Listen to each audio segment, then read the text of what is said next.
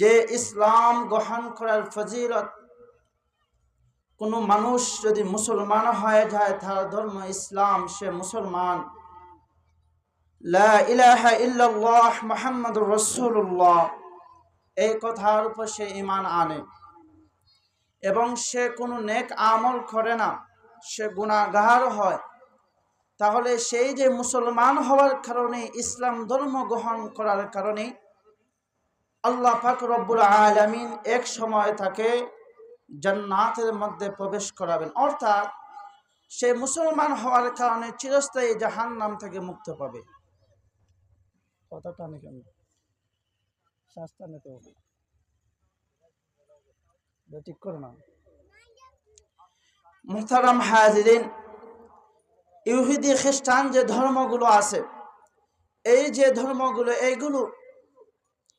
এই ধর্মের উপরে যারা আছে, যদি তারা ইসলামের ভিতর না আসে, ইসলাম গ্রহণ না করে, তাহলে এই ধর্মের অবস্থায় যদি তারা মৃত্যুবরণ করে, তাহলে তাদের স্থান হবে চিরস্থায়ী জাহান্নাম। কিন্তু ঈমান আনার কারণে হাজার গুনার পরেও এক সময় সেই ব্যক্তি জান্নাতের মধ্যে যেতে পারবে।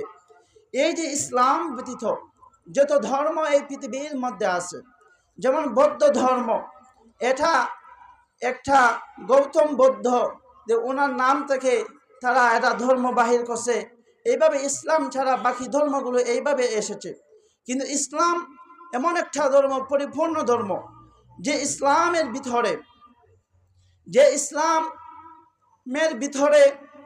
ইসলাম আপনি শুধু মুসলমান হওয়ার পরে, মুসলমান হলেন, এই মুসলমান হওয়ার পরে আল্লাহ সুবহানাহু ওয়া তাআলা আমাদের উপর, মুসলমানের উপর যারা ইসলাম গ্রহণ করে তাদের উপরে নামাজ ফরজ হয়, রোজার সময় আছে রোজা ফরজ হয়, আল্লাহ তাআলার বিধিবিধান তাদের উপর অর্পিত হয়, হারাম কাজ থেকে বাঁচানোর জন্য আদেশ দেওয়া হয়, হালাল কাজ করার জন্য বলা হয়। এই যে এইগুলো হলো আল্লাহ তাআলার ইবাদত। এবং সমাজের মধ্যে, সমাজ ব্যবস্থার ক্ষেত্রে ইসলামী যে আইন শাসন কায়েম করবে, এটা শাসন করতে হলে, কায়েম করতে হলে ইসলাম ধর্ম দিয়া সম্ভব। ইসলাম ধর্ম দিয়া পরিপূর্ণ একটা ধর্ম, যে ধর্ম নিজের পারিবারিক জীবন থেকে রাষ্ট্রীয়, ওয়ার্ড থেকে ইউনিয়ন, ইউনিয়ন থেকে জেলা, ইউনিয়ন থেকে থানা, থানা থেকে জেলা, দেশ এবং সমস্ত পৃথিবী, ইসলাম কিভাবে এই পৃথিবী চলবে, সবগুলো ইসলামের মধ্যে রয়েছে। এইগুলো চলতে হলে ইসলামের মাধ্যমে চলা সম্ভব। ইসলাম এই সমস্ত, এই যে সমাজ পরিচালনা করতে হবে, অন্য কোনো ধর্ম থেকে খরচ করে আমাদের ধর্মের মধ্যে আনতে হবে না। ইসলাম পরিপূর্ণ ধর্ম। আল্লাহ পাক রব্বুল আলামিন কুরআনুল কারীমের মধ্যে 6 নম্বর পারা 6 নম্বর পৃষ্ঠারে সূরা মায়েদা 3 নম্বর আয়াতে আল্লাহ তাআলা বলে দিয়েছেন, আল ইয়াউমা আকমালতু লাকুম দীনাকুম। আল্লাহ তাআলা বলেন, তোমাদের প্রতি দিনকে পরিপূর্ণ করে দেওয়া হয়েছে।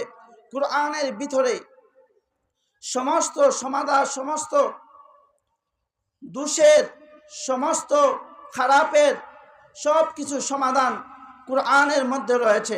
আমরা যে ইবাদত, এইগুলো কুরআন দ্বারা এবং রাসূল সাল্লাল্লাহু আলাইহি ওয়াসাল্লামের হাদিস দ্বারা এইগুলো আমাদের উপর, যেমন নামাজ ফরজ রাসূলের সুন্নাত হাদিসের মাধ্যমে বর্ণিত হয়েছে।